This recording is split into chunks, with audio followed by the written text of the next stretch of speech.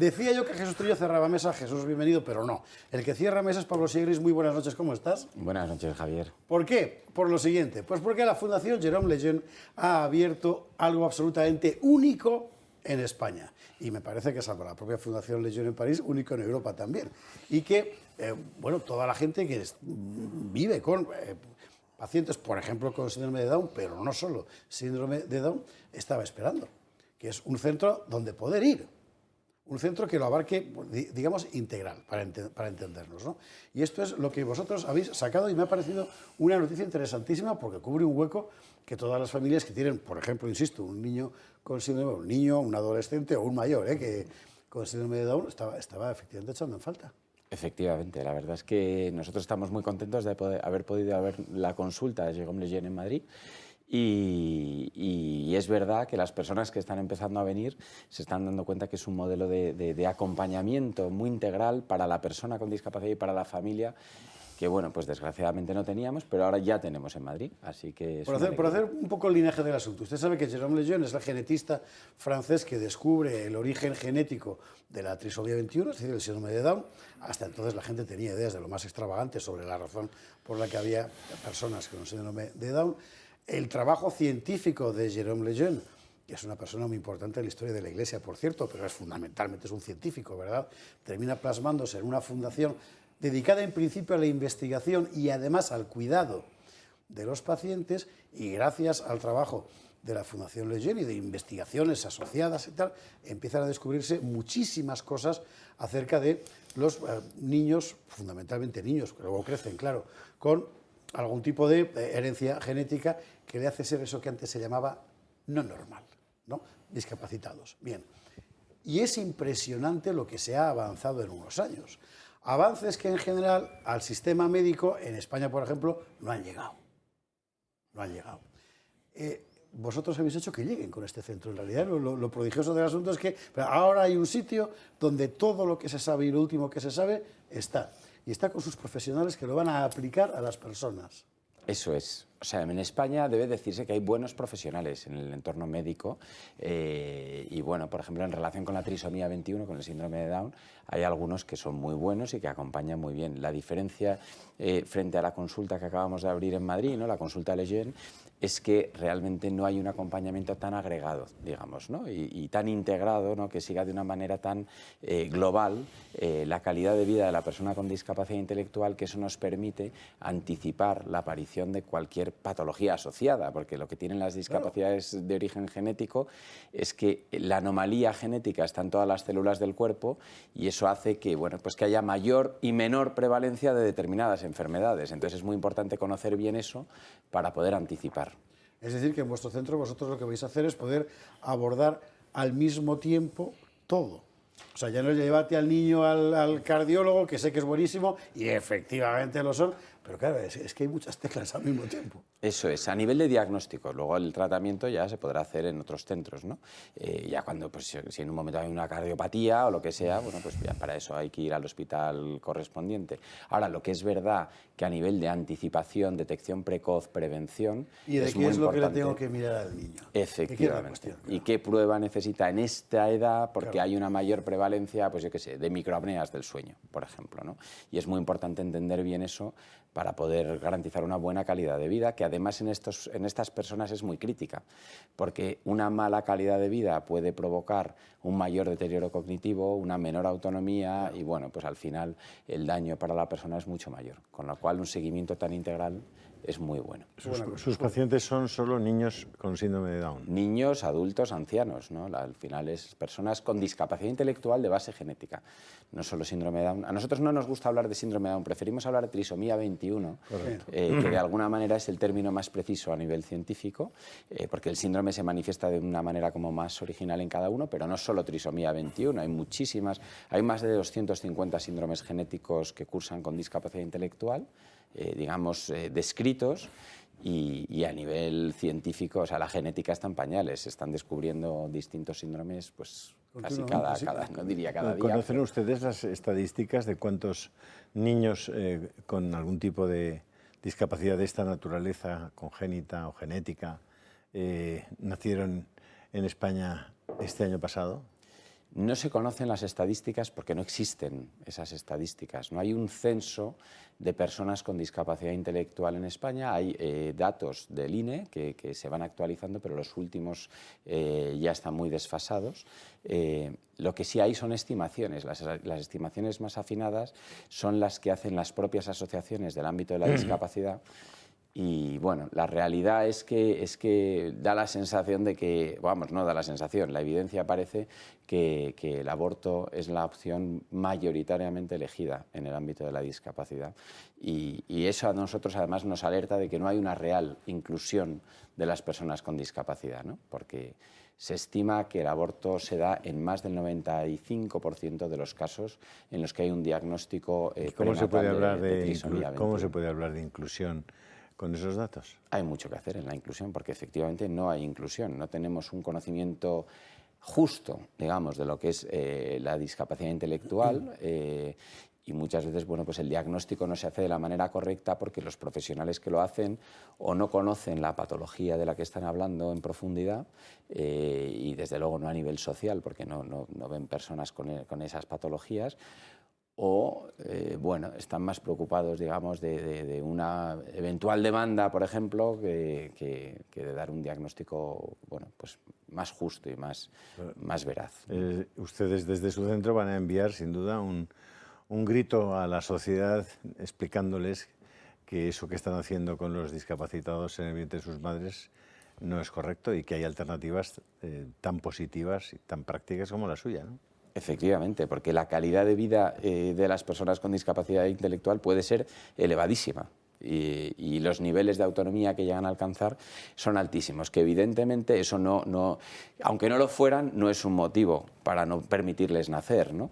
Pero es que además hay mucho mito, sigue habiendo mucho mito, no solo el que había en la época de Lejeune, que se pensaba que la trisomía 21 estaba a lo mejor asociada a la mala vida. A la mala vida. En la época de Down, que por otra parte era un tipo absolutamente amoroso y que cuidaba a los niños y tal, pensaba, es a partir de Down precisamente que sale el término mongólico, porque él pensaba que era una fase tardía del desarrollo de la civilización, que para él, como buen inglés, pensaba que iba los negros los más primitivos, luego los chinos y luego ya el supremo hombre blanco, ¿no? Y que los niños mongólicos eran algún eco, ¿verdad?, atávico de la evolución humana. Es que se ha dicho de todo, no te puedes imaginar. Aunque no entre dentro de su especialidad y de los tratamientos que usted aquí refiere, estará usted al corriente de los tratamientos que se están aplicando desde el punto de vista psicológico y psiquiátrico a niños en edades muy, muy tempranas para proporcionarles bloqueadores hormonales o incluso tratamientos de castración o de histerectomías para cambiarles el sexo biológico. ¿Usted tiene alguna opinión sobre eso? ¿Están reflexionando sobre eso? Bueno, nosotros en la Fundación Jérôme Lejeune tenemos una cátedra de bioética, ¿no?, donde procuramos favorecer una reflexión rigurosa desde el conocimiento de la ciencia y de la técnica y desde el conocimiento antropológico y ético del ser humano, ¿no? Entonces, bueno, lo que parece evidente es que hay que ser muy cuidadoso, ¿no? Hay que aplicar un principio de prudencia, ¿no?, y un principio que dicen los clásicos de primum non nocere, ¿no? Ante todo no hacer daño, ¿no? Y es verdad que hay, bueno, pues hay tratamientos que son muy agresivos y que a veces no se están aplicando con toda la prudencia que se exige y que exige el bien de la persona, ¿no? Sí, desde luego que es así. Volvamos a la cuestión del centro, si queréis intervenir, por cierto, con que levantéis la mano o habléis es suficiente. Me interesa particularmente el centro, es decir, lo que habéis concebido no es una red de gente que está en contacto, sino un centro físico. Efectivamente, es un centro físico que está al lado de la Puerta del Sol, en Madrid, totalmente céntrico, con la idea de que pueda acoger a todas las familias y a todas las personas con discapacidad intelectual, eventualmente, pues no solo de Madrid, sino también de nuestro entorno, ¿no?, que sea muy accesible, con la idea de, esto al final es una consulta donde se va acompañando a la persona con discapacidad intelectual y a su familia, que es muy importante, porque muchas veces las familias están muy solas, ¿no?, y tienen muchas dudas, les falta tiempo, ¿no?, de especialistas para poder realmente conocer la realidad de sus hijos y lo que puede llegar a pasar. Entonces, a lo largo de toda su vida, desde que llegan a la consulta hasta lo que nosotros llamamos el decano, por ejemplo, de nuestro centro de París, que tiene 74 años, ¿no? Entonces, bueno, pues realmente las personas con discapacidad intelectual pueden llegar a tener una vida muy larga y muy rica, ¿no? Y eso es lo que nosotros procuramos. Y allí en ese centro están los especialistas. Efectivamente, ahí están los médicos que hacen seguimiento, que en principio son médicos, podríamos decir, generalistas, ¿no? El pediatra, el médico de familia, el geriatra, que son de alguna manera los que actúan como directores de orquesta y van siguiendo a la persona con discapacidad intelectual a lo largo de la vida, ¿no? El mismo equipo médico durante toda la vida en el mismo centro médico. Esto es muy importante porque es una manera de dar... Eso es casi un milagro, desde luego. De hecho, nuestra primera paciente en Madrid se ha llamado Milagros, lo cual para nosotros ha sido un auténtico signo, efectivamente. Muy apropiado. Y entonces, al final, estos médicos lo que están haciendo es, digamos, una consulta de especialización, ¿no? No es, digamos, la consulta del día a día de tengo un catarro y voy al médico. Ellos están en coordinación, o pretendemos, o tenemos la vocación de estar en coordinación con los profesionales que están en la atención primaria, pero no solo ellos, también con los profesores del centro educativo, la empresa en la que trabaja la persona con discapacidad, qué bueno. para, de esa manera, mirar a la persona con discapacidad intelectual también en su entorno y 360 grados, bueno, procurando ver no solo, digamos, el aspecto puramente biológico, ¿no?, sino también, bueno, pues aspectos emocionales, aspectos de calidad de vida que pueden favorecer el desarrollo, pues, de otras patologías o de enfermedades asociadas, ¿no? Yo le quería preguntar, Pablo, que una familia que nos esté viendo ahora y que quiera ponerse en contacto con el centro, ¿de qué manera, de cualquier sitio de España, de qué manera puede... Yo qué sé, porque a veces es, oye, ¿cómo voy a ir ahí? Es muy difícil, se les ve muy serios, no sé. ¿De qué manera pueden Somos acogedores, fácilmente ponerse en contacto con vosotros y recibir todo este apoyo que al final me parece importantísimo? Vamos a ver, lo mejor es que entren en nuestra página web y rellenen un formulario. Nuestra página web es www.fundacionlejeune con J, o sea, Lejeune en francés, se escribe lo que nosotros podríamos decir Lejeune, fundacionlejeune.es, y ahí nos dejan sus datos y nosotros les llamamos. ¿Y vosotros?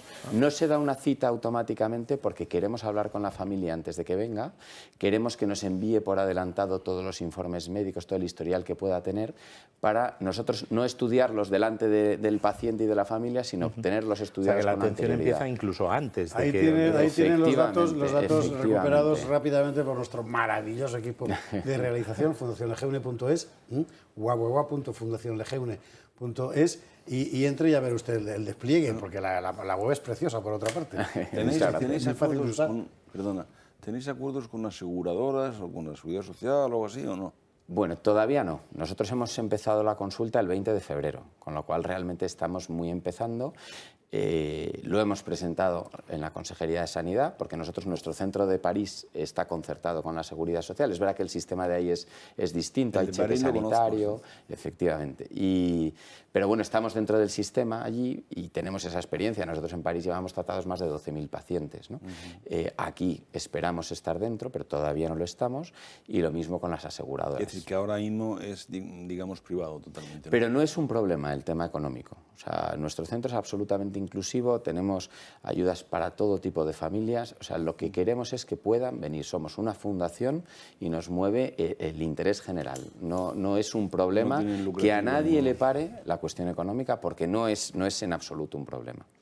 ¿Vale? Esto es muy importante. Qué buena cosa. Bueno, fundacionlejeune.es. Y si esté usted en la situación o conoce a quien esté en la situación, ya está llamando, porque como bien ha dicho Pablo Sigrist, aquí generalmente el problema es los solas que se sienten las familias.